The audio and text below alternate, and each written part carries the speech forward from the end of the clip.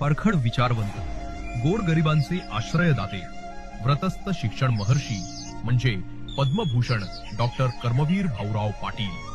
कमवा आणि शिका या तत्वज्ञानाची सुरुवात करून त्यांनी मागास जाती आणि कमी उत्पन्न असलेल्या लोकांना शिक्षित करण्यात महत्वाची भूमिका बजावली। रयत शिक्षण संस्थेच्या माध्यमातून त्यांनी बहुजन समाजामध्ये शिक्षणाचा प्रसार करीत समतेचे व बंधुतेचे संस्कार विद्यार्थ्यांवर रुजवले।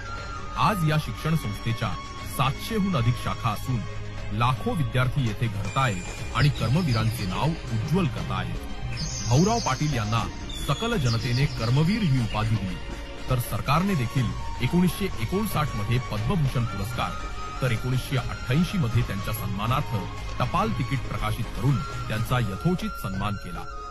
शिक्षणाची गंगोत्री बहुजन समाजापर्यंत पोहोचवून स्वावलंबी शिक्षण हेच आमचे ब्रीद हा मूलमंत्र देणारे कर्मवीर भाऊराव पाटील यांना जयंतीनिमित्त विनम्र अभिवादन।